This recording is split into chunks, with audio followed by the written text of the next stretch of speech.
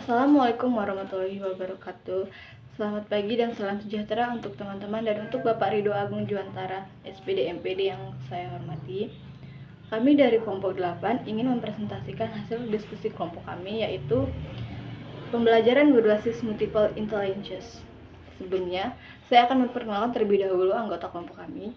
Yang pertama, saya sendiri Niwayan Karina Winasari sebagai moderator. Yang kedua, Nadia Wulandari sebagai penyaji. Dan yang terakhir ada Meska Andini sebagai penyaji. Langsung saja, materi pertama akan disampaikan oleh Nadia Pratiwi. Kepada Nadia Pratiwi, saya persilakan. Baik, terima kasih kepada moderator. Saya di sini akan membahas tentang pengertian multiple intelligency atau kecerdasan ganda. Istilah intelijensi atau kecerdasan bukanlah sesuatu yang baru bagi kita sebagai pendidik. Namun sejalan dengan perkembangan ilmu pengetahuan, ilmu tentang intelijensi pun berkembang. Banyak ahli dari berbagai bidang pendidikan melakukan penelitian tentang otak manusia secara fisik maupun potensi. Otak merupakan sekumpulan jaringan syaraf yang terdiri dari dua bagian, yaitu otak besar dan otak kecil. Otak besar terdiri dari dua belahan, yaitu belahan kiri dan belahan kanan. Kedua belahan tersebut dihubungkan oleh serabut saraf. Ia menemukan bahwa otak manusia memiliki kemampuan yang jauh lebih besar daripada yang kita bayangkan. Kedua belahan, yaitu belahan otak kanan dan otak kiri, mempunyai fungsi masing-masing. Belahan otak kiri mengendalikan aktivitas-aktivitas mental yang mencakup matematika, bahasa, logika, analisis, menulis, dan aktivitas-aktivitas yang lainnya. Sedangkan otak sebelah kanan menangani aktivitas-aktivitas yang mencakup imajinasi, warna, musik, irama, ritme, melamun, dan aktivitas-aktivitas lain yang sejenis. B. Karakteristik intelijensi atau kecerdasan. Ada 8 karakteristik intelijensi atau kecerdasan yang dikemukakan oleh Howard Gardner, yaitu intelijensi berbahasa atau linguistik, intelijensi logis atau matematis, intelijensi visual spasialis, intelijensi kinesteris, intelijensi musikal, intelijensi naturalis, dan intelijensi interpersonal, serta intelijensi intrapersonal. Mari kita bahas kecerdasan tersebut satu persatu. 1. Intelijensi berbahasa atau linguistik.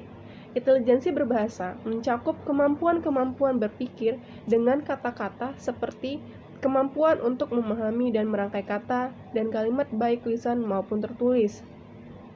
Anak dengan intelijensi atau kecerdasan ini memiliki kepekaan terhadap makna dan susunan kata-kata yang mereka sering gunakan perbendaharaan kata yang luas.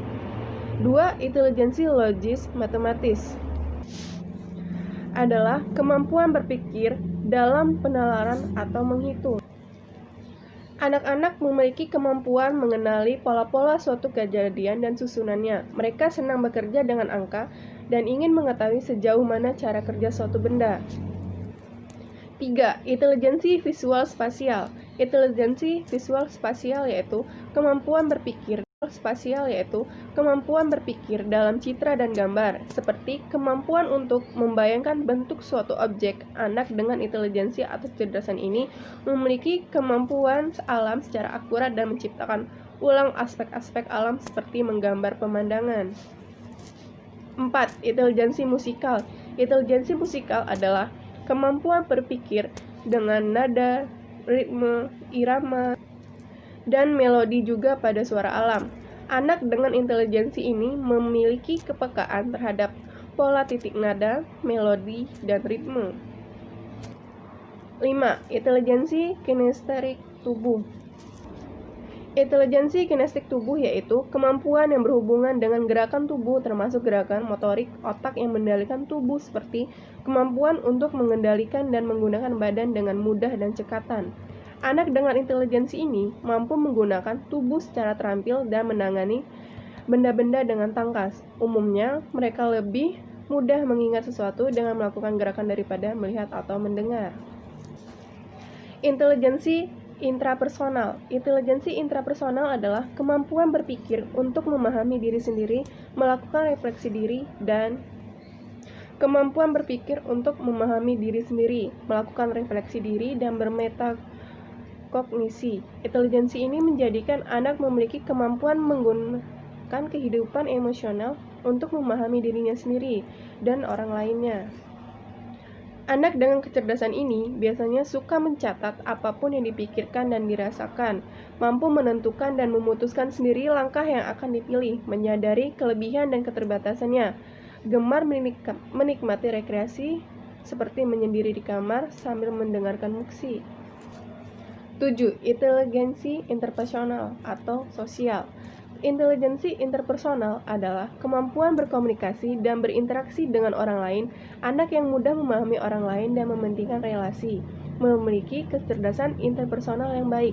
Anak dengan kecerdasan ini biasanya memiliki banyak teman, menyukai permainan yang memiliki banyak teman, cenderung jadi penengah di antara teman-temannya. Intelijensi naturalis. Intelijensi naturalis adalah kemampuan untuk memahami gejala alam. Anak dengan kecerdasan ini mampu mengenali dan mengelompokkan sejumlah binatang atau tanaman. C. Bukti teori kecerdasan.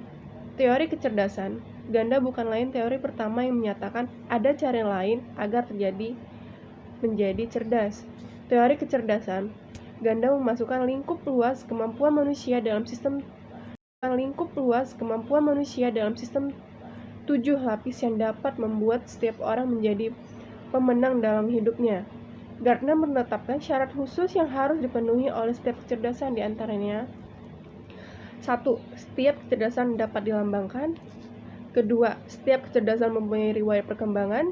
Ketiga, setiap kecerdasan rawan terhadap cacat akibat kerusakan atau cedera pada wilayah otak tertentu. Keempat, setiap kecerdasan mempunyai keadaan akhir berdasarkan nilai budaya. D. Meluruskan makna kecerdasan dalam multiple intelligency. Kecerdasan seseorang tidak dipengaruhi oleh tes-tes formal. Kecerdasan seseorang bersifat dinamis dan tidak statis. Tes yang dilakukan untuk menilai kecerdasan seseorang praktis hanya menilai pada saat itu, bukan untuk 1 bulan ke depan atau 20 tahun ke depan. Menurut Gardner, kecerdasan dapat dilihat dari kebiasaan seseorang, padahal kebiasaan adalah perilaku yang selalu diulang-ulang. Kecerdasan seseorang dapat dilihat dari berbagai dimensi, tidak hanya kecerdasan verbal atau kecerdasan logika. Gardner menyatakan bahwa kecerdasan ganda itu memungkinkan ranah kecerdasan itu berkembang luas. Dengan mengetahui multiple intelligency sedini mungkin, kita dapat menemukan ranah akhir dengan lebih baik, membuat seseorang tidak terpaku dengan apa yang didapatkan sekarang dari hasil tes sementara yang mungkin jauh dari target kecerdasan sesungguhnya.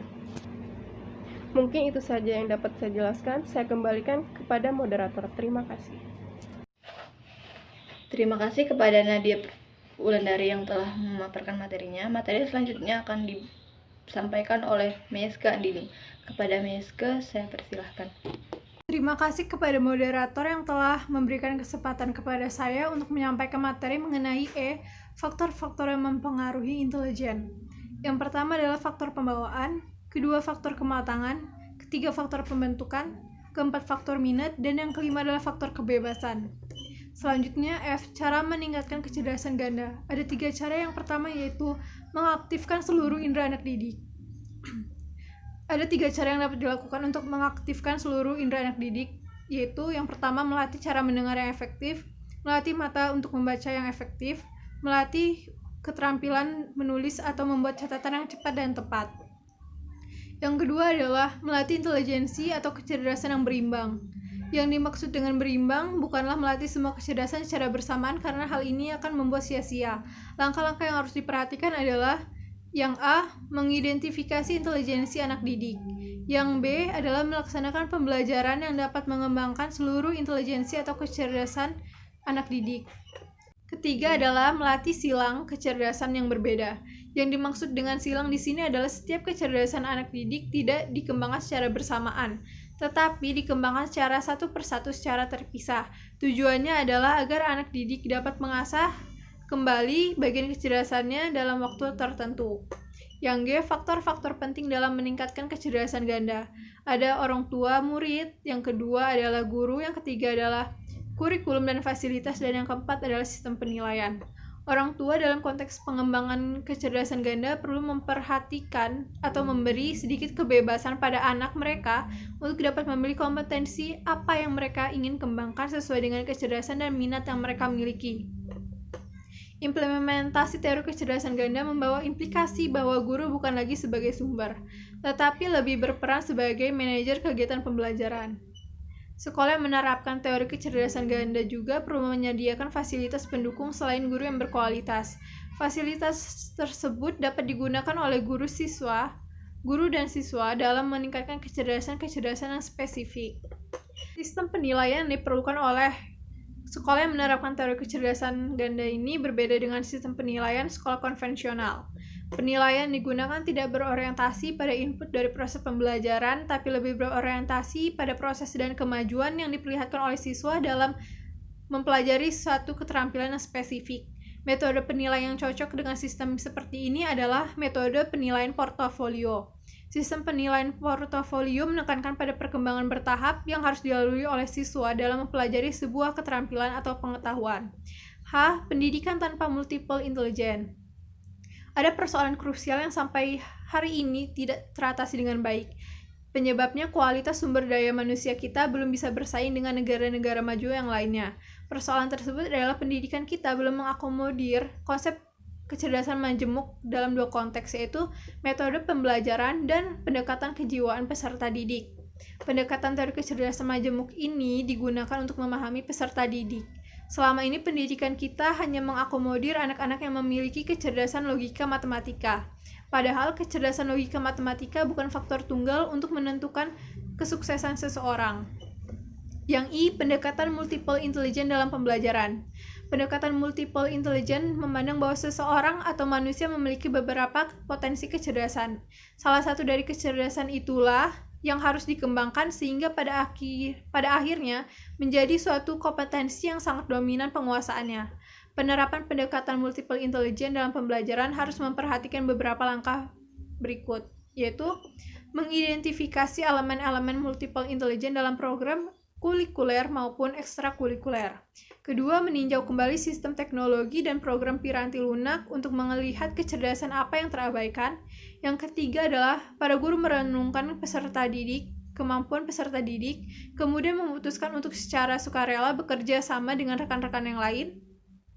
Yang keempat adalah proses pembelajaran dengan tanggung jawab tertentu. Yang kelima adalah diskusi dengan orang tua siswa dan anggota masyarakat lainnya untuk dapat membuka kesempatan-kesempatan magang bagi para siswa. Di samping langkah-langkah di atas, sebagai upaya untuk memadukan pendekatan multiple intelligence dalam pembelajaran, juga harus memperhatikan beberapa langkah hal berikut, yaitu persepsi tentang siswa harus diubah, guru membutuhkan dukungan dan waktu untuk memperluas daftar pengajaran mereka, dan terakhir adalah diperlukan pendekatan baru terhadap proses penilaian. Baiklah, terima kasih kepada seluruh penyaji yang telah memaparkan materinya. Sekian materi dari kami. Bila ada kesalahan kata, kami mohon maaf. Saya akhiri. Wassalamualaikum warahmatullahi wabarakatuh. Selamat pagi.